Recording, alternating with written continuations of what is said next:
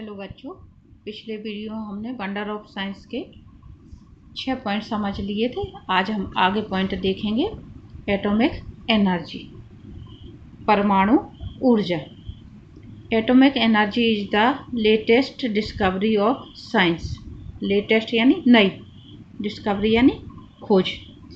Atomic energy विज्ञान की नई खोज है। With this people have reached the moon. इसकी मदद से लोग या कहें वैज्ञानिक चंद्रमा पर पहुँचे हैं। It can meet the demands of energy. और आज के समय में जो हमारी ऊर्जा की बहुत ज़्यादा मांग हो गई है, उसकी पूर्ति के लिए एटॉमिक एनर्जी ही काम कर पा रही। यानी ये एटॉमिक एनर्जी हमारी जो ऊर्जा की खपत है या मांग है, उसको पूरा कर सकती है। अगला पॉइंट है computer. Computer are the great and wonderful invention of science.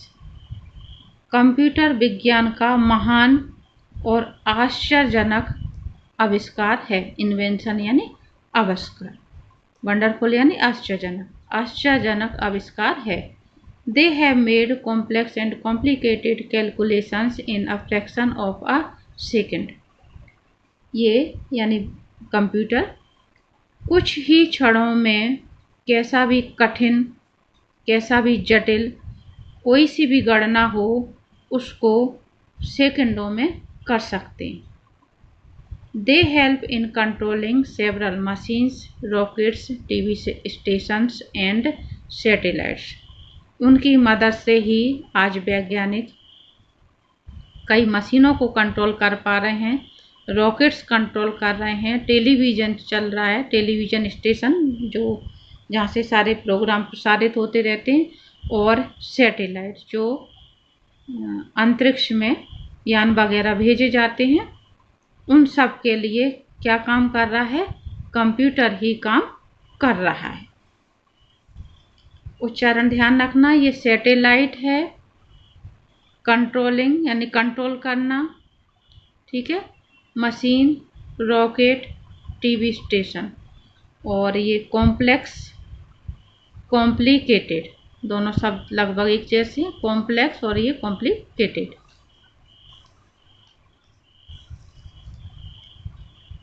अगला, इन एग्रीकल्चर फील्ड। कृषि के क्षेत्र में विज्ञान का क्या योगदान है वो देखें। Methods of doing old agriculture are changed now. पुराने समय में जो खेती की जाती थी, उसका तरीका अब बदल गया है। It is the time of the tractors and harvesters, good seeds and manures. अब जो समय है वो किसका है? वो ट्रैक्टर का समय है, हार्वेस्टर का समय है, अच्छे बीजों का समय है और अच्छे खाद का समय है। We take bumper production today with the help of science. विज्ञान की मदद से आज हम किसी भी चीज़ की बम्पर प्रोडक्शन करते हैं, मतलब बहुत ज़्यादा मात्रा उगा लेते हैं, क्योंकि उन्नत खेती जिसको कहते हैं, उन्नत बीज आ गए हैं और कई तरह की कृषि के क्षेत्र में टेक्निक आ गई हैं, जिनकी मदद से किसान बहुत ज़्यादा फसल का अपना उत्पादन करने लग गए हैं। अब मैंने शुरुआत में आप लोगों को बोला था कि जो कमज़ोर बच्चे हैं वो कुछ पॉइंट छोड़ सकते हैं, जिन्हें ज़्यादा बड़ा याद नहीं होगा वो थोड़ा छोटा निबंध याद कर लेंगे। तो इसमें ये जो मैंने तीनों पॉइंट बताए हैं, एटॉमिक एनर्जी, कंप्यूटर और इन एग्रीकल्चर फील्ड, ये तीनों पॉइंट आप छोड़ना चाहो तो छोड़ सकते हो, ठीक है।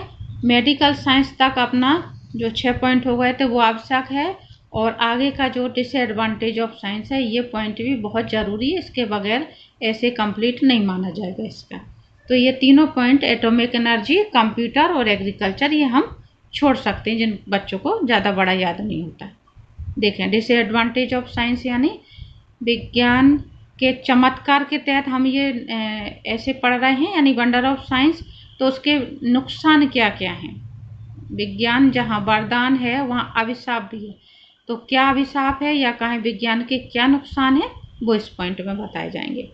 Science has its darker side also, विज्ञान का एक अंधकारमय पक्ष भी है, यानी विज्ञान बुरा भी है। कैसे बुरा है? It has made men's life miserable,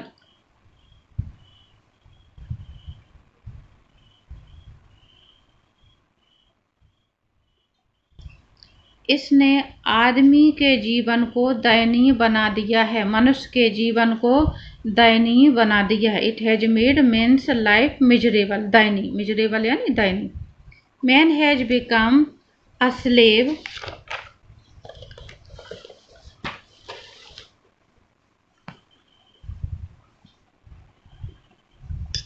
to machine,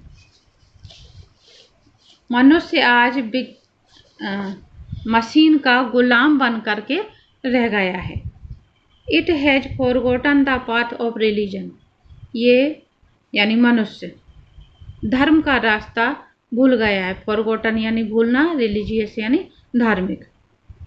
the invention and production, invention यानी आविष्कार, प्रोडक्शन यानी उत्पादन। The invention and production of atom bombs and other dangerous weapons are a great threat to humanity. Dangerous यानी खतरनाक, weapons यानी हथियार। Atom bomb के आविष्कार और उत्पादन ने आज संपूर्ण मानव जाति को, ह्यूमैनिटी यानी मानव जाति को, बहुत बड़े खतरे में डाल दिया है। बहुत बड़ा खतरा है। एटम बम्स या इसी तरह के दूसरे जो खतरनाक हथियार हैं वो मानव जाति के लिए बहुत ज़्यादा खतरनाक हैं। Big factories, mills and other machines have polluted the atmosphere, जो बड़ी बड़ी फैक्ट्रियाँ लगी हुई हैं, मिलें लगी हुई हैं, वो जो मशीनें चलती हैं इनमें, उनके कारण आज हमारा जो वातावरण है, एटमॉस्फेयर यानी वायुमंडल, वातावरण बहुत ज़्यादा प्रदूषित हो रहा है। पॉल्यूटेड यानी प्रदूषित होना। तो ये विज्ञान के नुकसान हैं। अंधकारमय पक्ष है उसका, या डिसएडवांटेज कहें या कर्स कहें कि विज्ञान अभिशाप है, तो क्या अभिशाप है वो ये बात बताई जा रही। आगे है इसका कंक्लूजन।